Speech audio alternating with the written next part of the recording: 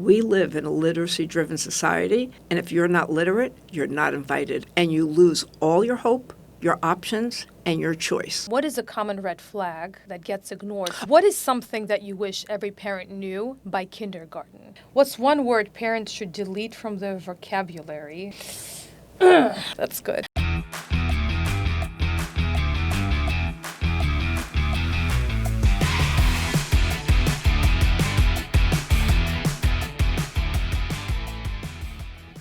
Welcome to StreetSmarts MBA, the podcast that teaches you how to be an adult. Today's episode is for all the parents-to-be, caretakers, or for anyone else who wants to stop feeling clueless when it comes to how kids learn, because being an adult often means raising one. Our guest today is JoAnn Lense, a licensed clinical social worker and a powerhouse in education consulting. She specializes in research-based teaching methods, including data-based individualization and the science of reading. JoAnn is always incorporating social-emotional learning in all of her consulting and mentoring environments. I first met JoAnn during a workshop at Everyone Reading. She was the director of training, and I was so blown away by her passion, her clarity, and it all just made sense. And I say that as someone with a master's in early childhood education and special education. What JoAnn teaches should have been part of my grad school training. She filled in critical gaps I didn't even know were missing. JoAnn, thank you so much for being here. It's my absolute pleasure. JoAnn, please tell us, how did you get started in this field? Wow, that's a really big question, and I'm going to really try to parse it down to the least amount of information. So, long story short, I found out I was dyslexic when I was 22. I always struggled through school. I had all these innate abilities. I was an artist, an athlete, a musician, but I couldn't learn how to read. I did not understand that words actually had purpose and that you could pull them apart and bring them back together again. And I just want to say something funny. I just went to my 50th high school reunion, and my friend Michelle Dwartz walked up to me, and she goes, "I remember you from 4th grade." And I said, "Oh my gosh," she's going to say what a fabulous musician I was or athlete. And she goes, "I remember you in reading class and sitting by yourself all the way at the end of the book line because everybody was at the front of the book line and you were sitting there crying because you couldn't read and nobody was helping you." Ooh. And I said, "That's what you remember from 4th grade?" She goes, "I do." She said, "How did it work out?" I said, "Really well, thank you." That just gave me chills. Yeah. Because as a teacher, I've seen students withdraw and shy away from the world. When they're not equipped to deal with what's going on in the classroom and, most of all, read. Absolutely. You know, the interesting thing is that, I've got a couple of brains in my head. I'm pretty smart. I was able to learn by listening and drawing and making anything visual, auditory, but more kinesthetic muscle movement and tactile touch. If I could move it and touch it and feel it, I could learn it. And I remember when I was a student, I said to my mom, "Why don't they just put like the Iroquois Indians to Beatle music? Because I know every single word in Beatle songs, but I can't memorize anything from my textbook." And now I understand that incorporating both hemispheres of the brain really incorporates better learning, creating better neural pathways. But the way I ended up here was when I was 22, I had a little bit of substance abuse problem, and I was working with someone, and I said, I really want to go back to college. And she said, "Well, talk to me why you didn't finish college." And I said, I always had a hard time in school. I always had a hard time learning how to read, and I used to spell my name Ojan instead of JoAnn. And I'm 68, and this was when I was 22. So this is a million years ago. And she said, "I think you have dyslexia." And I said, "What's that?" And she explained it to me. Long story short, I eventually found somebody that would work with an adult because everybody was only working with children back then. And I was productive. I had a job. I was earning a little bit of money. So they said, "What's the big deal? You're doing okay." I said, "I want more." And so when I went and sat in front of Joe Knight, who completely changed my life, she held up the letter B and said, "Tell me the sound that this letter makes." And I looked at her and I said, "Letters have sounds?" I had no idea. Did that resonate with you when we were working together? in the class when we were doing the training that like sounds is everything about reading? Well, yes, I don't know any other way. I was trained in another program, Sounds in Motion. Oh, that's a fabulous program. So you had to know the sounds to put words together. But I'm just curious, what kind of job did you have if you were not able to even have your name properly? Well, that's when I was in elementary school. Oh, okay. I learned how to write my name By regularly. 22, okay. By 22, I could write my name in the correct order. But, so it's so interesting that you say that because a lot of times people don't understand what dyslexia is, what it's not. It has nothing to do with intellect. It is about the difficulty in understanding that words are made up of sounds. So if I ask you a question, how many sounds are in the word catch? You would go k, a, ch. You have 3 sounds.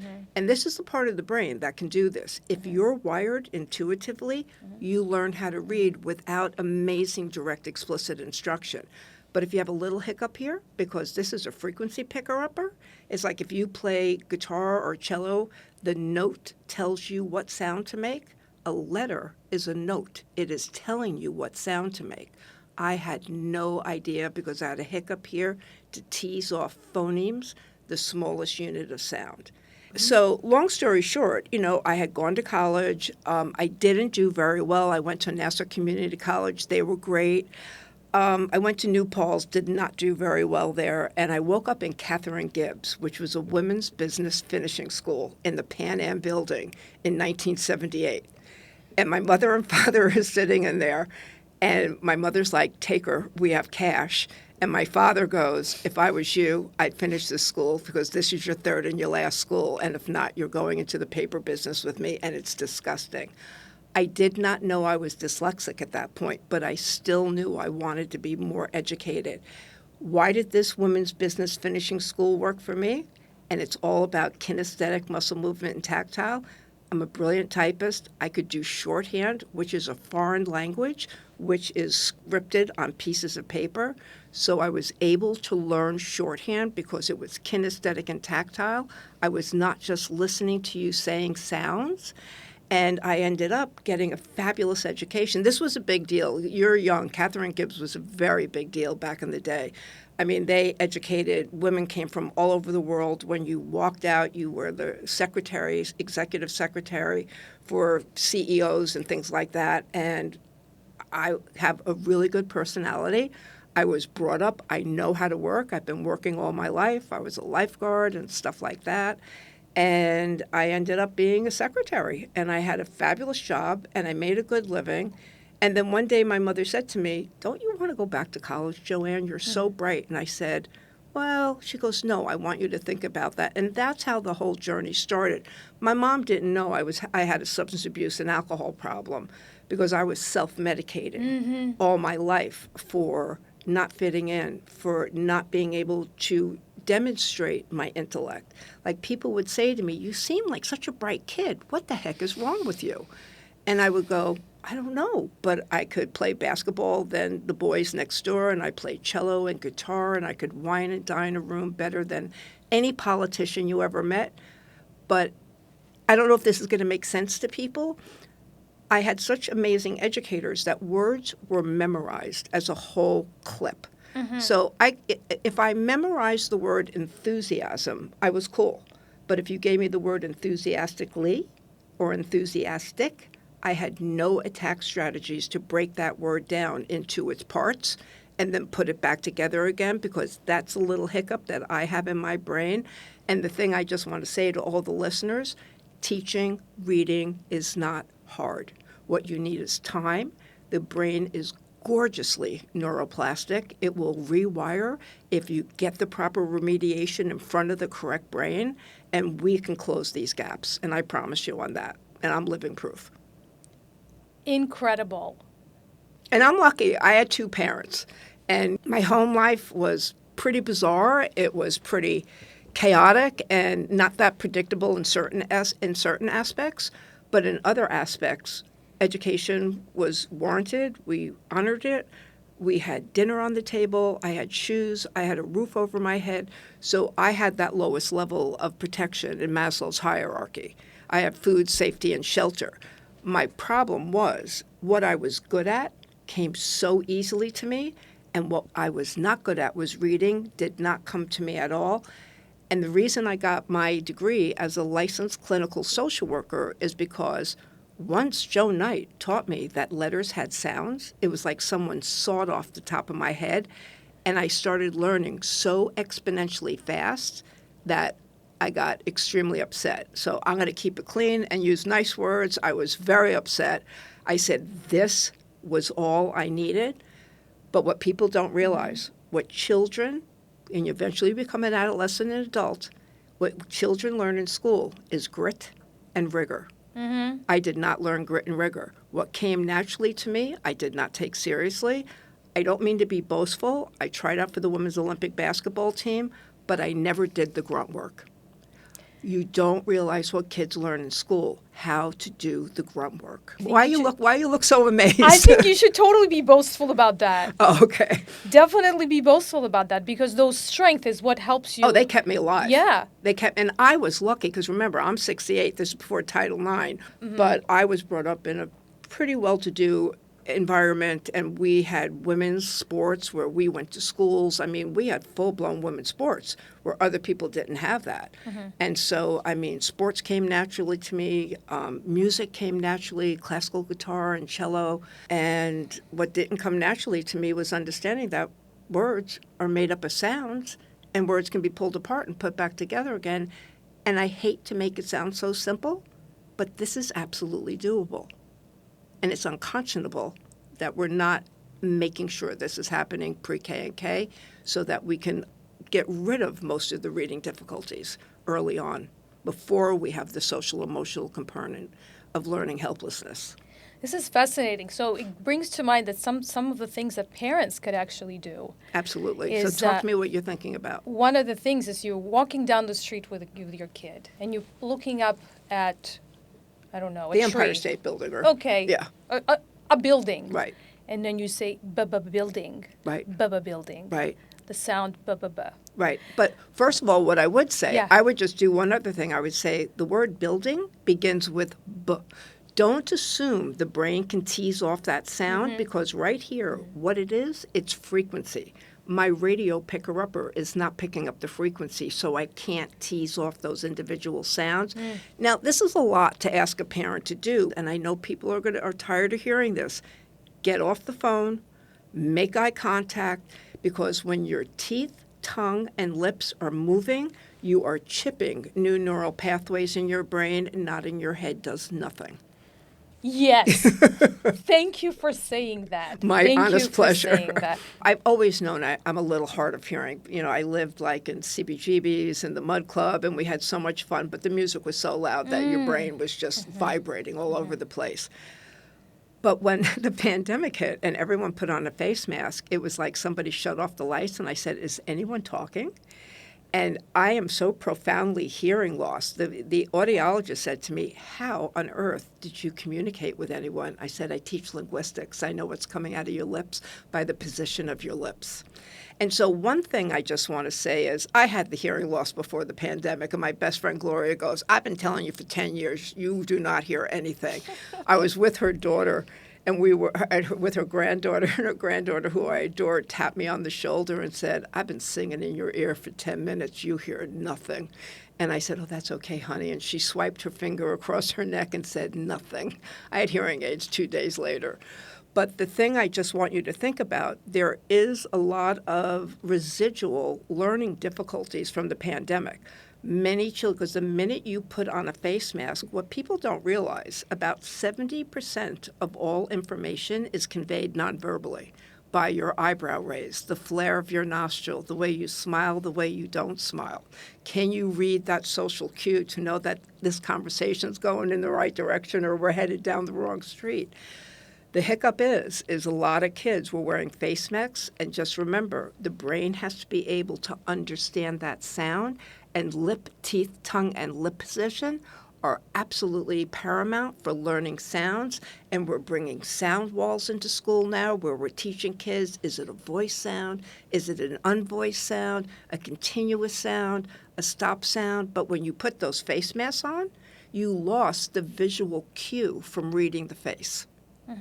And the thing I just want parents also to think about, if you had an infant or a toddler that had chronic ear infections, that could also lead to phonological problems because the brain is having a hard time picking up the frequency of sound.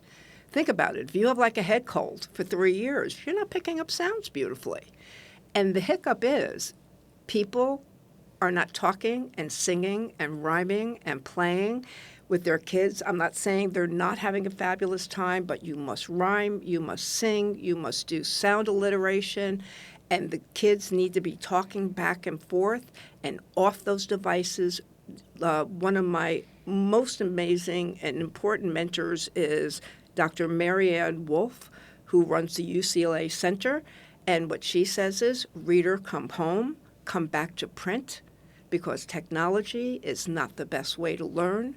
Print and paper and touch and feel incorporates more learning avenues in the brain. Because when you have that tactile experience, you're more tuned in to what's in front of you. And I'm going to say something funny. When I went to college, and I went back to college at 27, so it's never too old. I didn't get my BA till I was 34. I didn't get my master's till I was 39. Granted, it was a late start, but it was a start, and I did it. So you're never too old to do and accomplish what you want.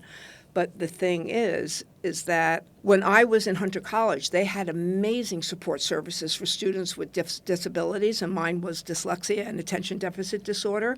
And they gave me a reader because we didn't really, have voice-activated technology back then.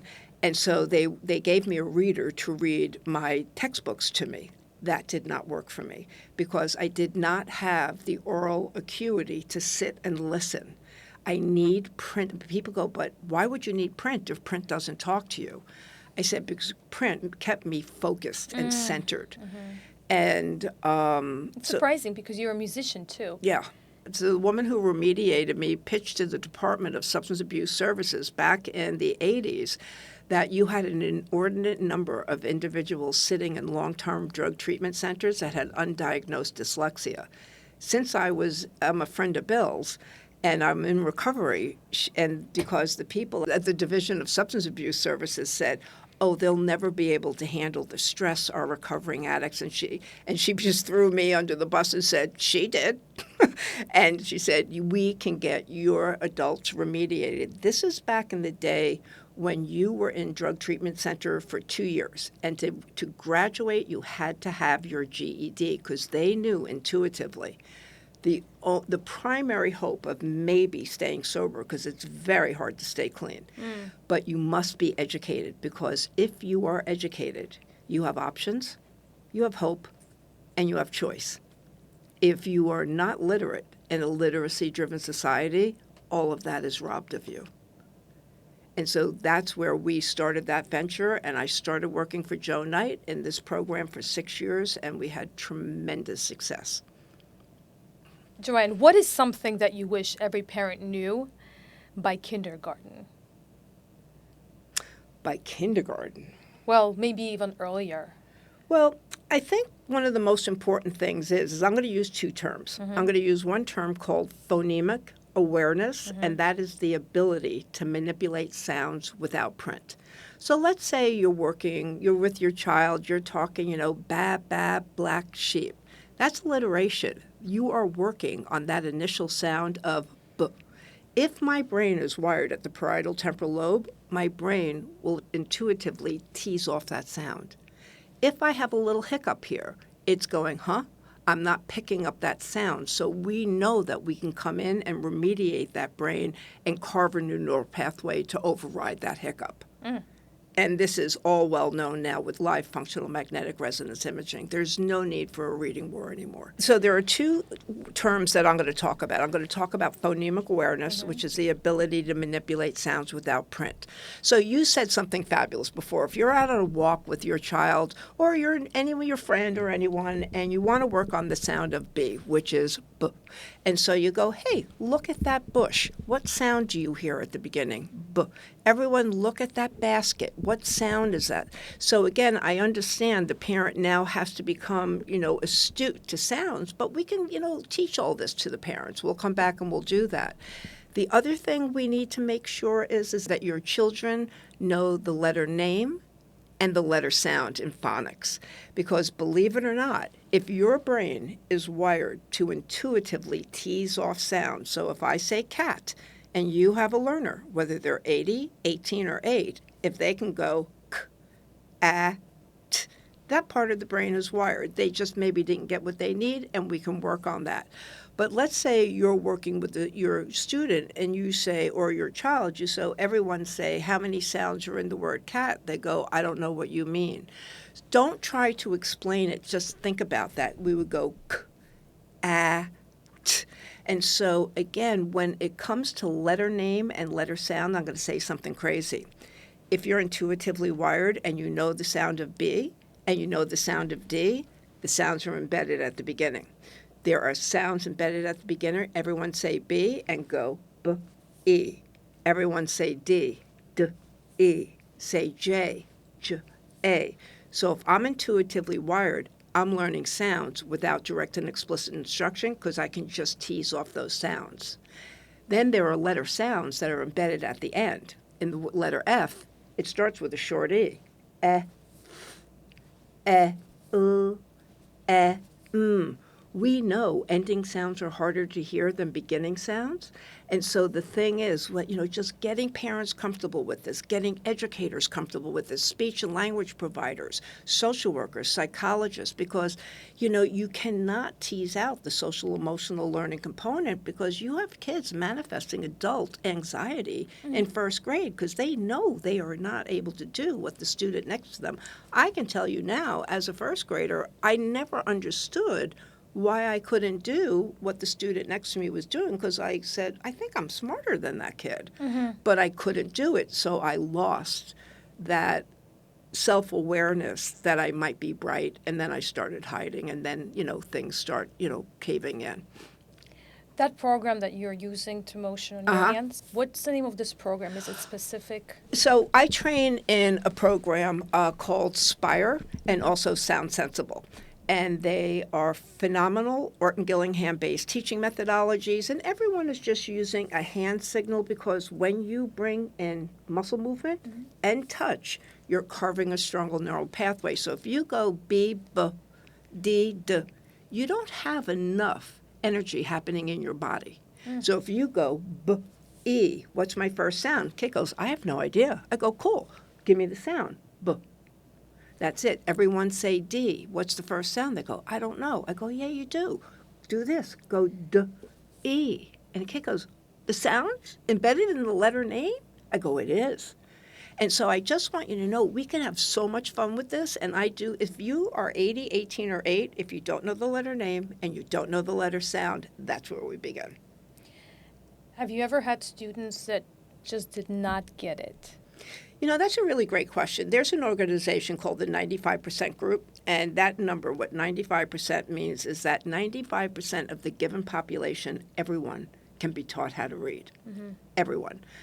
Granted, everyone's not going to be reading Dostoevsky, but I'm a licensed clinical social worker, and one thing I know I can do for you, no matter where you fall, I can raise your activity of daily living skills with really good interaction and education. I don't know where you're going to end up, but I'm not going to make the assumption you can't learn.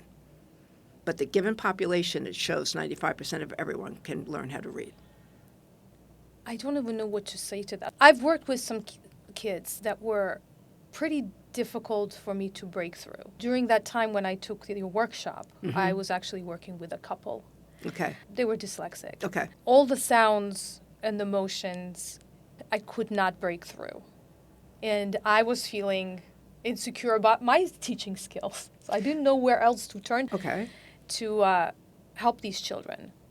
But you did. You came and you paid out of your pocket to get trained, which is unbelievable. I applaud you for that. Thank you. But I was not able to get through. Eventually, they got a little older. They attended schools where this is what the focus was because I was working with them once a week, twice a week, maybe. Oh, well, there you go. Yeah. See, this is not you. You cannot rewire a brain working with somebody for 30 minutes once or twice a week. It needs to be direct, explicit, systematic, mastery-based instruction where you have ongoing progress monitoring to make sure the instruction is working and you tweak it. That's your data-based individuation. And so the thing is, you were doing everything right. And so the thing is that the problem is, across the country, everyone is doing a really nice job. They're on board with the science of reading, which is not a teaching quote methodology. It's an amalgam of, say, 45 different professions: neuropsych, psychology, speech and language, education, social justice, politics. And they came together and came up with what is the most efficient way to teach reading. And it's for everyone. It is not for dyslexics. It's not for English language learners. Everybody needs to know letter name, letter sound, how to tease it off, and how to put it on. If you hit academic pay dirt and your parietal temporal lobe is wired that you can go k, a, t, you're probably going to graduate high school. Believe it or not, these 5 sounds, a, e, ah, and the short vowel sounds can keep you from getting a high school diploma. 48% of all the words in the English language are comprised of a kindergarten skill called a closed syllable. This is all manageable. And the science of reading is all about this, training educators on how the brain learns how to read, what we need to do to help that student rewire it, take self-advocacy. Now, you raised a really interesting point a second ago. I used to work for Bronx Lebanon Hospital in an HIV and AIDS program back in the day when they were producing protease inhibitors. And a lot of times people did not realize that in the African American and Hispanic family system, those families were being wiped out. Women were being diagnosed HIV positive after they gave birth. So our job was to keep permanency planning in place for the kids that were going to be displaced. But the thing I just want to say, when you talked about, like, I couldn't reach that student, I couldn't get that job done, they were maybe problematic or difficult to work with, I had the most unbelievable supervisor. Her name was Rudine Scipio, and I had a very problematic client. And I was young. I did not know what to do. And she said one important thing, and it's never left me. There's no such thing as a resistant client if they're sitting in front of you. Oh, and wow. That blew my mind. And you're going to have to figure out how to wheedle your way in there. And I was like, I don't understand. She goes, yeah, you do. Grow up. At what point is it not the brain? Because it is possible that the child might have other underlying issues, social, emotional. Well, again, everything is the brain. Right. Everything is the brain. So the thing is, again, I cannot make those kind of diagnostics. And again, the thing I'm going to say, it's always about the brain. Because if you go to Sally Shayowitz's book, Overcoming Dyslexia, they neuroimage the brain. Believe it or not, you and I can read words because we have something called a visual word form system. It's not memorized. See, the first thing is, so say the word freight. Freight. Okay, how many sounds do you hear in freight? Let's count that out together. Go f, a, t. All right, you have 4 sounds. The problem here is EIGH is a grapheme. 4 letters make 1 sound. And so as a kid, I never could read the word 1880, neighbor, neighborhood, and neighborly. And no one ever thought to teach me that EIGH says 1 sound, A. Think about you as an English language learner and a gen ed learner. The reason you and I can read that word freight and hopefully spell it correctly is because your brain first was able to tease off every sound. You heard f, a, t. Then you were able to manipulate it, and then you were able to map the correct grapheme. A grapheme is a letter or letters that make 1 sound. So for f, in this case, it's F. It's R. Your hiccup here is A, but it's EIGH. 4 letters, 1 sound. And then your last sound is T. The reason you and I are able to read is because your brain has processed every sound, every letter, has been able to manipulate it, and bam, you can get it out in less than 1 human heartbeat. And that's what we have to do for our kids, whether they're English language learners, SIFE, interrupted instruction, or just didn't get what they needed. By kindergarten, students should be able to get down their first name. They should know at least 32 letter names and sounds. And in kindergarten, we're working high-frequency words, your Dolch words. And again, this is just my humble opinion. So I think there's two factors in kindergarten that affect our children. One is the birth date effect. So that means you can have a kindergartner that's 4 years old, 11 months, and you could have one that's 6 years old, 1 month, and those are just two different brains. And they cannot do the same thing because developmentally they're not ready. So we forget, we look at kindergarten, first grade. We have to think about cognition and development.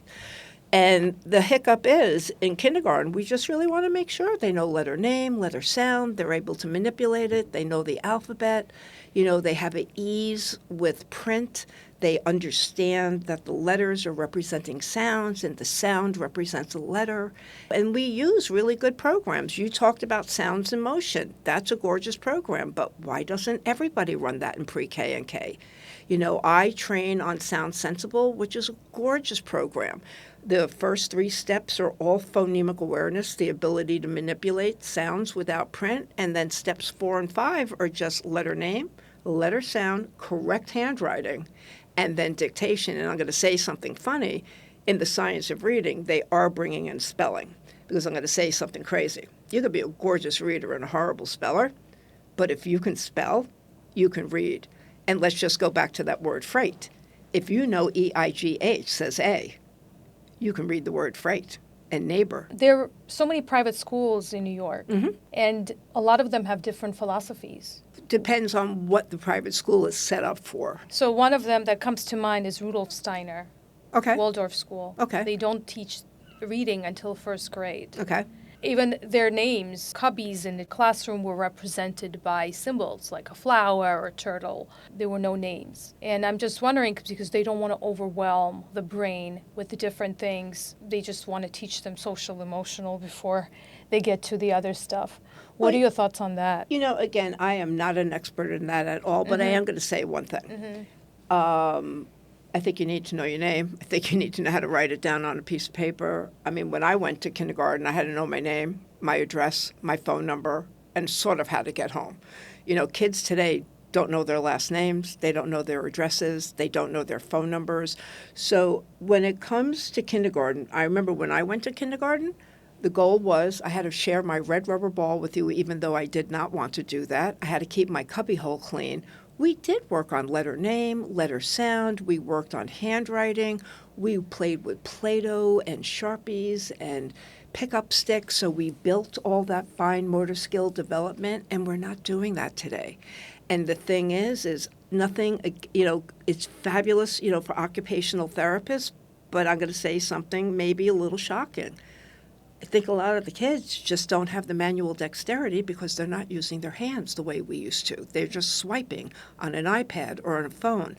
Get your kids playing pickup sticks, jacks, bouncing basketballs, playing with Play-Doh, making lanyards, doing things, developing that fine motor skill development. What is a common red flag that gets ignored for too long in children in their reading? One thing is just as a gentle reminder, dyslexia is genetically passed. So again, a lot of times what might look like maybe a disinterested parent or a parent that just doesn't show up might be a parent that is just too vulnerable to show up and let you know that they're not literate. Oh, okay. One of the things is in childhood early development, late acquisition of language skills can be an indicator of a potential learning difficulty. But the thing is, we have moved further and further away from rich, oral, robust language in the home. Now, it's interesting when you said, when you go on a walk, well, there's a study by Hart and Risley that was done in St. Louis, and what they found is the vocabulary difficulty is embedded before your student walks into kindergarten. And it's broken down by financial security or insecurity. Families coming from lower socioeconomic homes or children are exposed to maybe 10 million words. Kids from middle-class, working-class families are exposed to 30 million words pre-K. And kids coming from professional working-class families are exposed to 50 million words pre-K. And so they call this the 50 million word gap. People are just not talking with enough rich, robust, but vocabulary level is a direct link to your potential earned income. Okay, but my next question is, you have families in a higher socioeconomic standing, but the children hardly see their parents because their parents are working Absolutely. and are being raised by nannies who hardly Absolutely. speak any English. Absolutely. Mm-hmm. You know, and again, these are very deep and very real issues, but I think if we can just, I think if we stay focused on two skills, getting that brain to be able to hear that sound and then being able to tell me what letter represents that sound, that's going to crack open the reading brain. Let's go to practical tools. What other things parents can do? If a parent's kid is falling behind, let's say first grade, Okay. what should they ask the teacher first? Okay, honestly, the first thing that I would ask, I would say, what type of benchmark are you using to make sure what my son or daughter's strength is and where the glitch is? Are you using Acadience? Are you using Ames Web? Are you using Dibble's 8?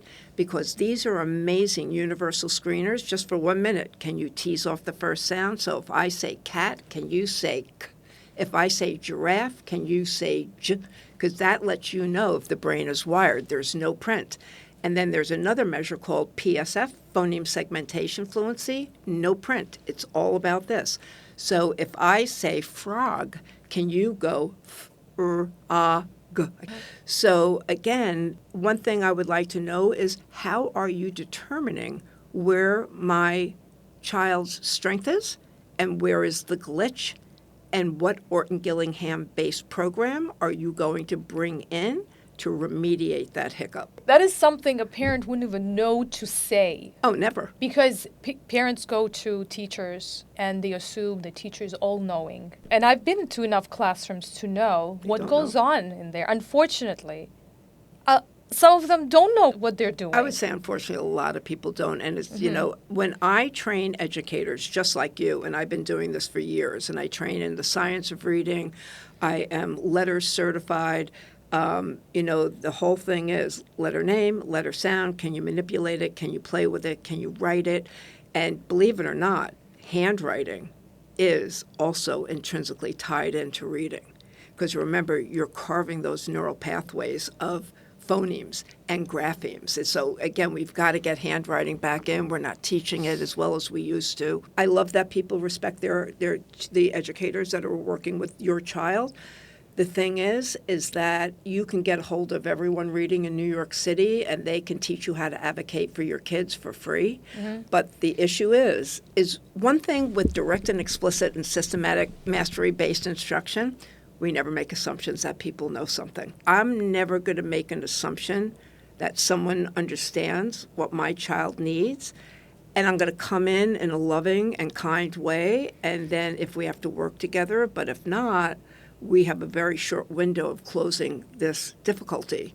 Because if you're not literacy-based by the beginning of second grade, you're in serious reading, writing, spelling, and comprehension trouble. If you feel that maybe your students' needs were not being met, and these are legal needs, you can get a lawyer free of charge. I believe there's a wait list, but that can advocate for you at your IEP meetings to make sure that your student, your child, gets exactly what they need. Is there a way to tell the difference, or how do you tell the difference between a real learning issue and a typical development? That's a really interesting question. So again, everyone thinks like reversals are a hallmark of dyslexia, like a BDPQ problem.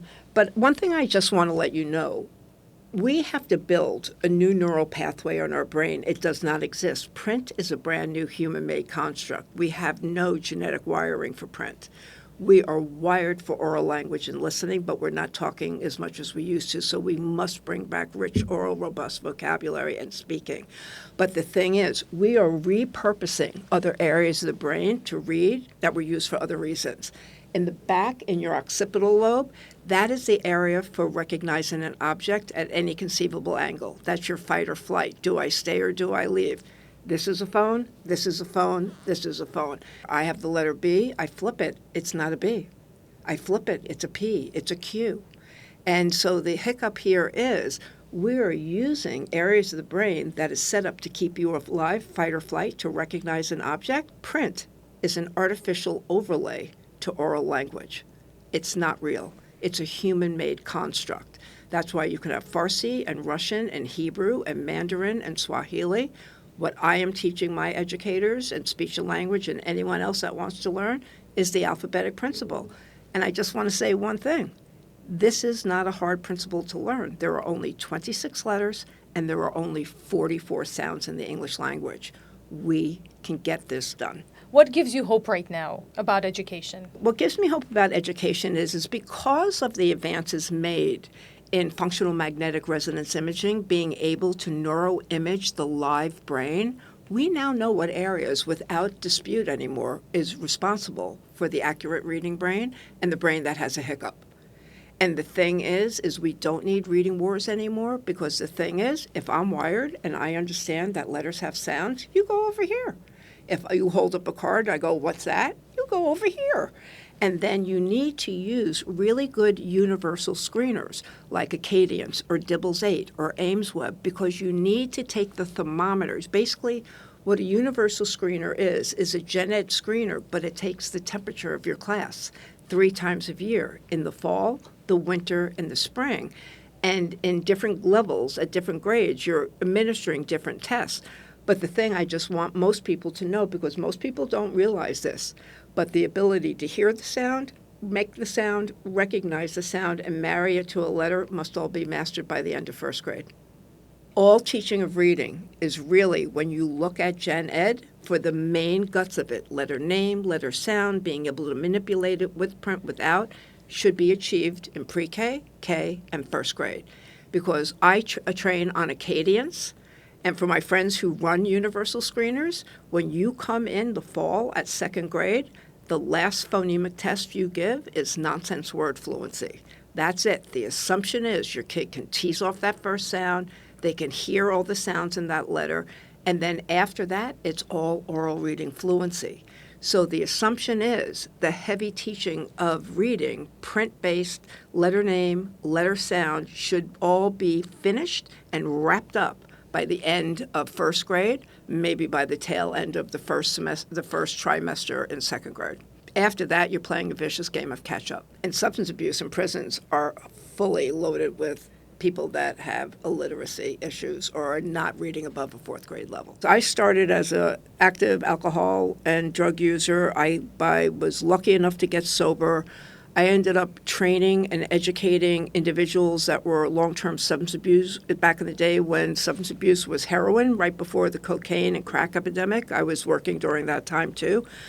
But the thing is that all the research has shown, if you are not literate firmly, and I'm going to say even up a little bit, by the end of third grade, you have a very high possibility of ending up into low socioeconomic status, not fulfilling and getting the job you want, a higher rate of incarceration, and substance abuse.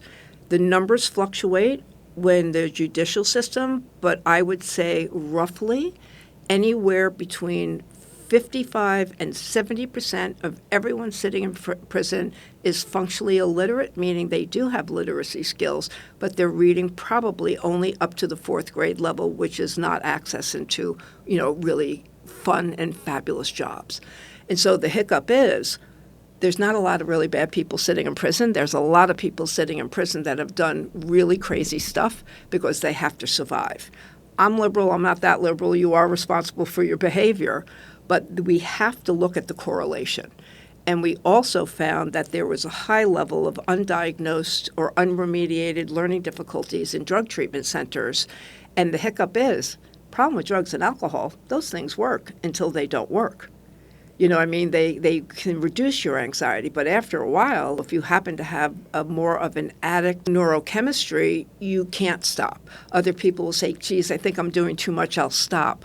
But they also found when I was doing this work, and this was a long time ago, about 70% of everyone sitting in treatment back then were unremediated, learning disabled individuals, and once we remediated them, they could not believe that they could be literate. And hopefully their lives all changed. So you started out as a social worker, and then you received training. What kind of training did you receive as a reading teacher? That's a great question. So I started out as a social worker, and I worked in an HIV/AIDS program in Bronx Lebanon Hospital. I loved it.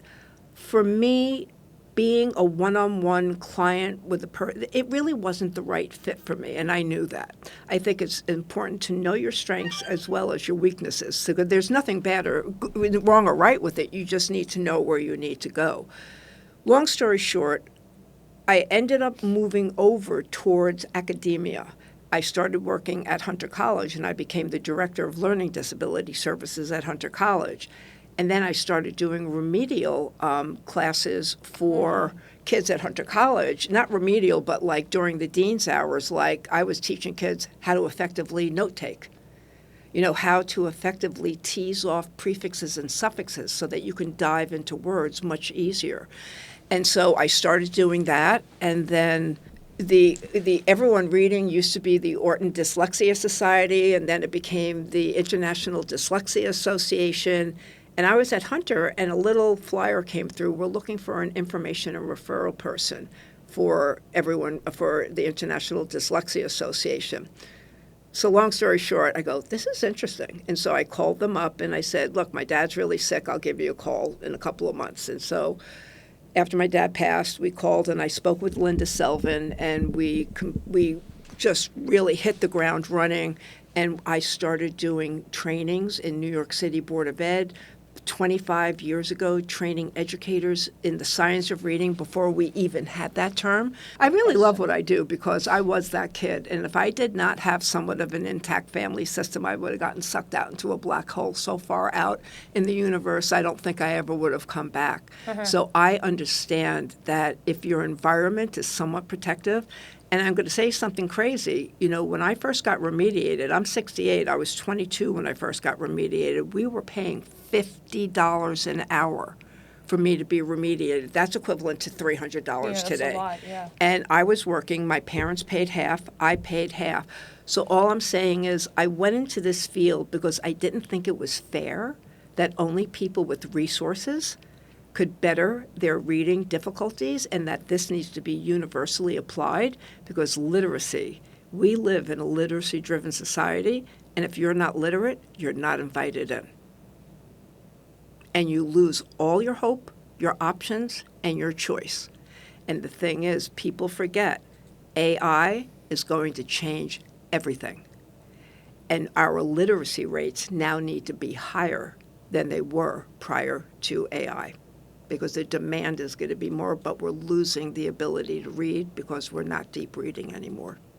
The problem is we have a bigger problem, is that, and Stanford University has done research on this, and you brought it up 1,000 hours ago about kindergarten, and that at the Rudolf Steiner School, again, I'm not going to say one thing, neither here nor there, but the one thing is that Stanford University is already doing research on the lack of empathy in kindergarten because we're not learning how to share that red rubber ball, even though when we don't want to. So empathy is the hallmark of humanity.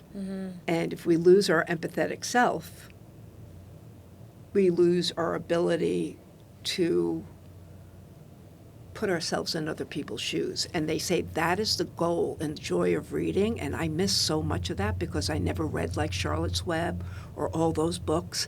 And that you get to go on a journey, you get to experience other cultures, you get to feel other people's strengths, you get to feel how they were mistreated or they were beautifully treated. You know, we miss all of that.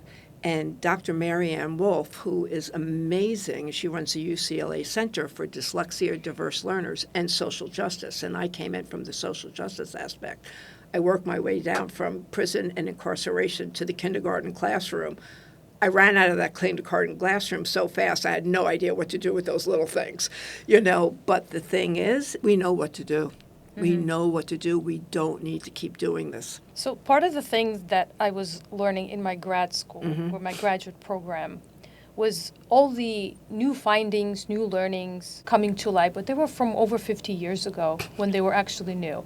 So we're learning it now in the present and calling it new. And I don't know. We were moving in such a fast pace that stuff can't be applied anymore. So when you're saying Stanford is doing those studies, are they going to be applying them in the next 2 years or I don't in the know. next This 50? this study that I'm citing is actually about 10 years old, you know. So again, we know this, but the thing when I was talking about Dr. Marianne Wolf, what she says is we have lost or we have very significantly lost the ability to deep read. Everything's a soundbite.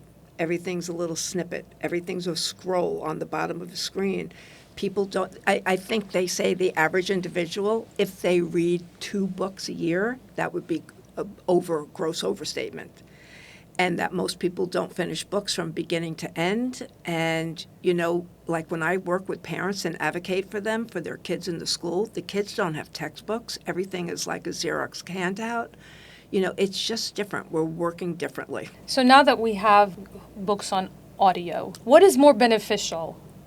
Reading a book or, I don't want to say cheating, but you have a lot of students that have a hard time reading, so they download a book. Right, but that's not cheating. That's an accommodation. So again, like I'm wearing eyeglasses. You would never say drive your car without my eyeglasses. So again, that's an accommodation. So again, accommodations are not equal for everybody. Say for me, when they gave me a reader for reading, say, social studies or science or philosophy in college, it didn't work for me. I need to be attached to the print for it to understand because I also have a mild central auditory processing problem, meaning when information goes in, I have a hard time following long, routinized tasks. And a lot of times things have to be reiterated and repeated. In my humble opinion, and again, you can talk to Dr. Louisa Moats and Sally Shaywitz from Yale, but for me, all the research has shown, because I read from those brilliant minds, that print is the anchor in reading. Because if you understand what's on that page, you interact, you touch, you highlight, you feel, you write. I understand you can highlight on a Kindle. It is not the same. You can't fold a page. You can't write down. It's a very different interaction. So just coming back to print, I think books on tape, people swear by it. They drive long distances. It doesn't work for everybody. So you can't make an overarching assumption that this accommodation is going to work for the entire given, population. It's not. So you're going to have to finely tune it for each brain. From what I've read from Dr. Marianne Wolf, your brain is more highly activated in a print-based environment than just passively listening. Okay. Yeah, that's good. And again, and just go back to that book. Maybe you and I could read that book, and then we could talk on it. Read or come home. That's what all the research is showing. Yeah, that's pretty good. And like what I advocate with parents when we're working on standardized testing, because standardized testing is all going over to computer. But kids with dyslexia and learning difficulties need to have paper and pencil so they can interact, cross off highlights, get rid of distractors, go to what they've been taught. You don't have that interaction on a computer. You can't turn the page back so fluidly where you can just go like this. And I understand everybody loves technology. I do too. I'm a photographer. I don't shoot with film anymore. I'm all digital. But that was a big choice. There was a day when I was walking around with film and digital, and I said, I'm getting too old to schlep all this stuff around. And so I went with digital. And there's a yin and a yang. There's a plus and there's a minus. Now you can just shoot to the cows come home, but with film you thought, because every shot had to be processed and paid for. It's a very different reality. So I was more mindful on film, and I'm a little sloppier on digital. And I don't know if that translates over to reading, but I would have to say I think it might. Yes, thank you for saying this. I feel so much better now because I have a hard time switching to the Kindles. I just love the old-fashioned. And it's like there's a satisfaction that it's like a personal interaction that you have with it. It's true. It becomes personalized. It is. Look, I'm back to vinyl for music. I love that. We're back to vinyl. When I was married, all of a sudden all my vinyl disappeared. And I was just, where's my vinyl? You don't need it anymore. I was like, whatever. I'm not married. I got my vinyl back. But the thing is that what we found in the sounds of CD music, the sounds were too crisp and clean, and they were not pure. You didn't have that resonance. It was too perfect. And so the thing is you want to hear the little off tone. You want to hear all of this. There's just something that happens when I hear the needle drop on an album. I take a deep breath and go, that, and it's the same thing when I pick up a book. When I pick up a Kindle, I am already distracted because it's too bright. Mm-hmm. And also what people don't realize, for people with dyslexia, we're highly sensitive to light, sound, and smell. And so that can make us a perfumer or a chef or something like that, or a director of photography. But we also have the other side of it where, like, as I was a kid, people will come in and turn on the light. Don't you need more light? I go, no, because I like that dimmer. And so, there's so many strengths, and it's not there's right or wrong. It's just who you are. Mm-hmm. And really, what I learned was when I got remediated, that it was not me. It was the system that failed me. And I want to go back to what you said a minute ago, because the Orton-Gillingham method, the book, the OG method, Samuel T. Orton, neuropsychologist, Anna Gillingham, educator, and I believe she was a psychologist. I just want you to know the solution for reading difficulties was printed in 1938. We knew what to do with kids that had a hiccup. The problem is most of the research was done post-mortem and on stroke patients, because what they did was all the neuropsychologists hypothesized the areas that they believe were impacted, and now we can show it on functional magnetic resonance imaging. I say we, I am not a neuroscientist, but we now can show exactly, and what everyone was talking about, Hinshelwood and Orton, it is those areas. The back of the brain, the front of the brain, and how well you're able to manipulate it. So again, the solution's been there since 1938, but remember, we teach to the middle. Wow. What's one word parents should delete from their vocabulary when it comes to learning? Never. That's a lie. You can always get a little better. Mm-hmm. It's funny you said something. You just said that, and I thought about this. Somebody asked me a question. They said, what would you tell your 18-year-old self? And someone said, I can't wait to hear what JoAnn comes up with. And I just said, I would say to my 18-year-old self, you're dyslexic. And someone said, you wouldn't say you have an alcohol and drug problem? I say, that was secondary.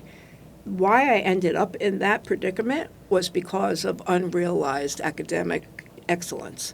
And the fact that I felt stupid and a failure and less than, and I could never prove my way out of that box. And then once somebody taught me that a letter has sounds, my brain exploded. And I started learning, but I had to start all over again. I had to learn grit and rigor at 28. And that's hard to do at 28. But it's all doable. Never say never. Like someone said, like I remember, I said, I'll be 39 by the time I get my master's. They go, but if you're not dead, you'll be 39 anyway. I go, oh, good point. I hadn't thought about that. I always looked at, like, what would keep me from accomplishing something as opposed to looking at the openness. Like, that's great. You've got it. So go for it, man. So I had to learn how to think differently. I had learned how to think and protect my failing self. I had to learn how to protect and release my excellent self.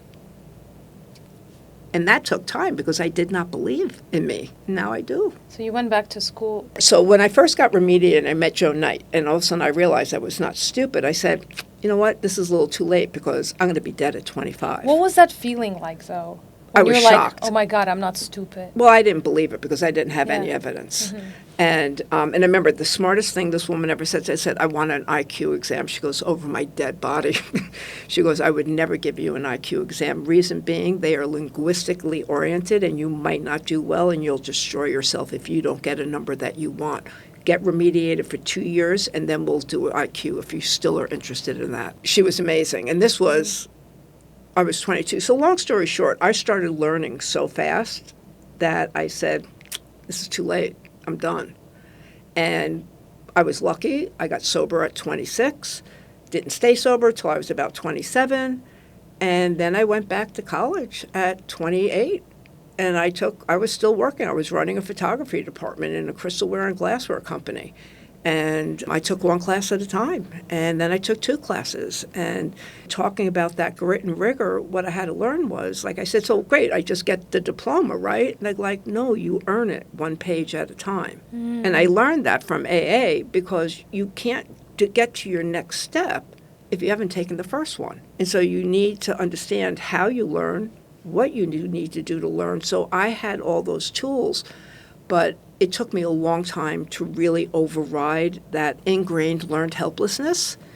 And it took years to really believe that, wow, you're pretty bright. Did you feel on top of the world? When you just felt it in your body? That, my God, I could do whatever, I could be whatever.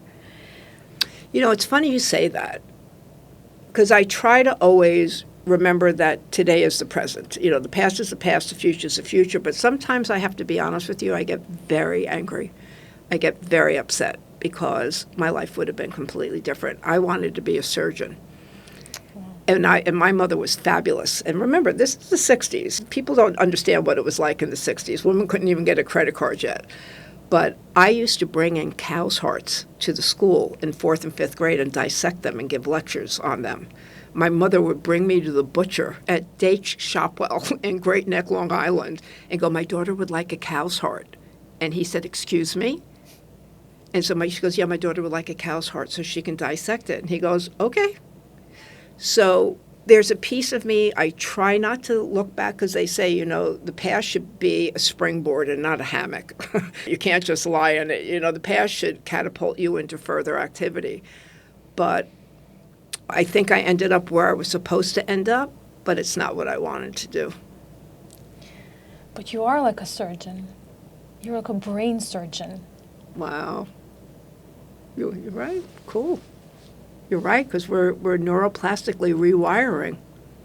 Thank you. Yeah. Thank you. But I mean, my mother was so cool. She goes, she needs a heart. My father goes, why's her heart? Were your parents in academia as well? My mother graduated. She actually graduated Catherine Gibbs. And my father, believe it or not, was a captain in the Merchant Marines. He graduated Brooklyn College. He got he was a captain in the Merchant Marines and took ships all over the world in World War II. So yeah, both. I was lucky. I had educated parents.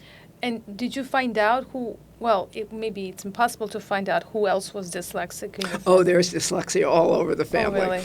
I think my father. So again, the thing is, it doesn't mean that everyone has to have dyslexia, but there's a variation on that theme. You know, in hindsight, looking back, I think my father had a lot of issues. I mean, we never even thought about this, but now when you think about trauma, the guy was absolutely traumatized from World War II. I mean, those Merchant Marines were the first boats that were sent out with like a little handgun with all the food for the U-boats to blow them out of the water. And so he was a very problematic man. So I would think my father probably had a central auditory processing problem. I would feel it's safe to say my Uncle Danny had dyslexia. I think my cousin Stephen has dyslexia. My older brother has dysgraphia, which is a different thing, you know, fine motor skill development. And so these are all variations on a theme, but they do run in families. So that is a really big question families just need to ask themselves. And just remember, being dyslexic is fabulous. We have amazing strengths and skills. That one little hiccup that we have is our parietal temporal lobe has a hard time teasing off that sound. Once you learn those sounds, then you can do what you need to do. You now have metacognitive tools to use while you're reading as opposed to guessing. You know, you look at the word giraffe and the word, you look at it and go giant because you gave me that first letter. But now I understand that the vowel is the anchor. So I start with the vowel. So there's just so many tactile things that we can do to heighten students' awareness. Educators need to be trained in the science of reading. That's what I do. Like people go, why haven't you retired? I said, I love what I do. But again, we just have to get people comfortable with just choosing the proper tool. Yeah. And that's it. Your family members with dyslexia, they were able to accommodate their life in different well, I'm going to say something. You know, we all are salespeople. Uh-huh. We all work independently. We all own our own businesses. Well, my other side, my dad's family, they were all in the paper business, and so we're sales, we're hustling, we're out, we're working, we're moving. I was in sales for years. I'm still in sales. I mean, I'm pitching ideology on teaching of reading.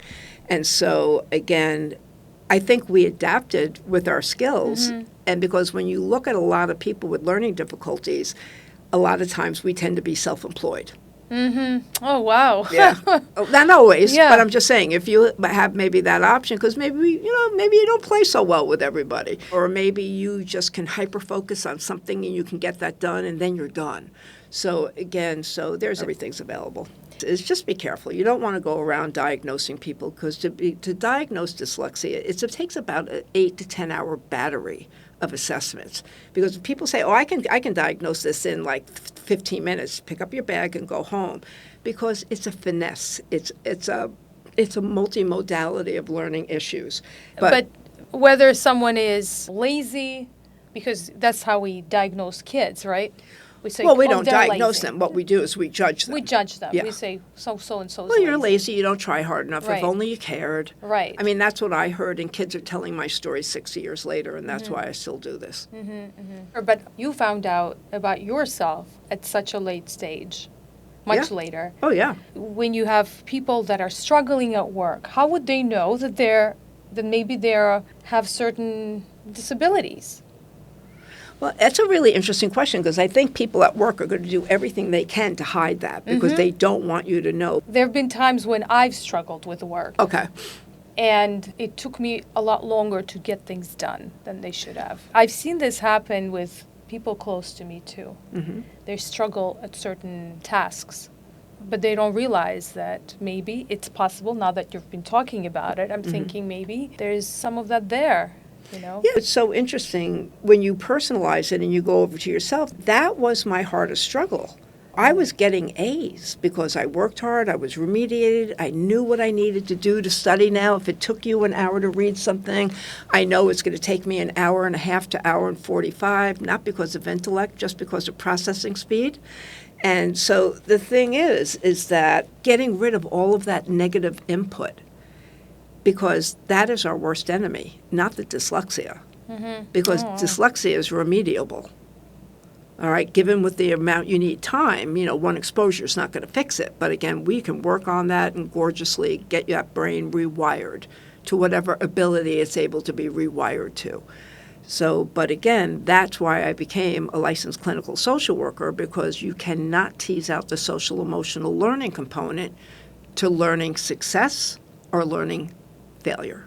Is there anything else that parents can do at home to help their kids along? Just regular things like... Well, one thing that we can definitely do at home is use really rich, robust oral vocabulary. So as opposed to saying, get your shoes, say, I'd like you to get the sneakers with the red laces, with the purple strings, with the yellow tag on top. And then have your child describe those words back, as opposed to like, no, put it back. Say, I would appreciate it if you took that bag and put it back into the cabinet. And people go, I don't have time for that. I say, you must do that, because that is what builds a reading brain. And so if we're not using vocabulary, and remember, if you go to the Hart and Risley study, socioeconomics, your earning power is directly linked to your vocabulary level. Teaching reading is absolutely doable. Find out where your student's strength is, where is the glitch. And then again, most of those kids are going to fall into a tier 2 setting where they're getting pulled out and getting remedial. But I'm going to say something shocking. If you want to not have the problem, make sure that you take care of that problem in pre-K and K, and your student knows every letter name, every letter sound. They're able to manipulate it. Their handwriting is solidified. And that if you dictate a sound, the student can write that letter down. And that if you hold up a letter, they can produce that sound. We could alleviate at least 50% of our reading difficulties if we made sure that kids were solidified in letter name, letter sound, how to manipulate them, and how to map that sound onto the correct letter. And we could knock out so many reading difficulties. So honestly, the major change needs to occur in our core. in our core curriculum, because when we have so many students bereft of reading skills, it's letting you know that the core curriculum is not the right fit for that population. There's no reason. What can you say about children for whom English is a second language, and you have parents who speak a different language at home and attempting to speak English to their children in their broken English? Absolutely. Would you suggest they continue speaking their primary language because of the way the brain learns language, carries over from one language to the next one? You know, it's really interesting what you're asking. And when you're an English language learner and you're saying something really interesting, the first thing I ask educators to do is find out if that student is literate in their own native tongue. Because if they can read and write in their own native tongue, their brain is wired to read. Stanislaus Dehaene says there are not thousands of different ways to learn how to read. When you are learning how to read, the brain is really working on the same constraint. I understand the symbol, whether it's alphabetic principle or Farsi or Hebrew or Mandarin. I know what that symbol is telling me what sound to make, and then I can manipulate it. So we now know with English language learners, making sure that they understand about articulation and sound. Now, again, English as second language learners, they have completely different type of curricula. So again, I am not savvy at all with that, but I train a ton of second language learners, and they say all of this is paramount. And I'm going to say something funny. Rhyme. You know, cat, mat, fat, sat. I had a kid in Spanish. He goes, those words don't rhyme in my language. I said, what do you mean? He goes, well, the word cat is gato. I go, it is? And so, again, when I work with educators, I go, we still need to tease off first sound, last sound, but rhyme is produced by the vowel. So rhyme can be very hard for English language learners because those sounds don't rhyme in their language. What are you thinking? Yeah, you're bringing up another thing that parents should be doing at home is rhyming. They should, Yeah. but again, you just look, if you have a parent that is at home that's new to this country, that is speaking in broken language. But even in their own language. Well, and that's Yeah. one thing they say. They go, we don't care what language you're using. We need for you to talk to your kids in full sentence, full descriptive sentences. Just get them talking. Well, thank you so much, JoAnn, for being here. This was a very rich conversation with so many things that I didn't even think about. And these are very important things that everyone should be aware of. Absolutely. And I think, and again, not coming out as combative, but coming out as loving and saying, hey, this is what we need. And let's see, if you're not able to provide it in the system, what can we do to get it provided? Because we have to work together. We can't be combative. So, but the thing is, there are laws and there are rights. And individuals under the IDEA have a right to a fair and just public education. And so the thing is, we just want to create an equal playing field. We want our educators to feel empowered and confident, because not only do the kids take a hit on reading impairment, so do the educators, because they go home and going, I am killing myself. What is going on here? Why am I not getting where I want to go with my students? So everyone has an impact on, I don't like the word failure, on a hiccup that can be remediated. If parents are looking for resources or classes for themselves, where could they find that? That's a really fantastic question. I would have to say the adult population is probably one of the most underserviced populations when it comes to literacy. As I said, when I first found out I was dyslexic, they didn't even want to work with me. But they go, you have a job. What's the big deal? I said, I want to go back to college. And it was very hard to find somebody to work with me back in 1984. All right, now they are, but still the older population, middle school, adolescents, young adults, and adults are not getting the services that they deserve and need. So I would definitely get a hold of Everyone Reading. They have amazing resources. But again, everything has money attached to it. If you have a student or your own child, you can contact your chapter of the International Dyslexia Association. They have chapters all throughout every state in the country, and find out, do they have adult services? Do they have parent groups? There's a lot of stuff out there, but a really good resource would be go to your International Dyslexia Association for your state and find out what services they provide. And if they don't, can they give you any advice of who to contact? That's really good to know. Yeah. And I'm going to tell you, one of the most important things that we can do is we can reach out to religious organizations. Because in the religious organization, in the communities, they really provide a lot of supports to family systems. And that might be a really easy way to get some reading and remedial classes in an environment where they already feel nurtured and safe. Okay. Well, thank you so much. My pleasure. And I hope you will be able to come back. If this episode was helpful, please share it with someone who needs it. We'll see you next time on StreetSmarts MBA. We'll have more amazing things planned for you. Take care. Great. Thank you, JoAnn. My pleasure. This is fabulous.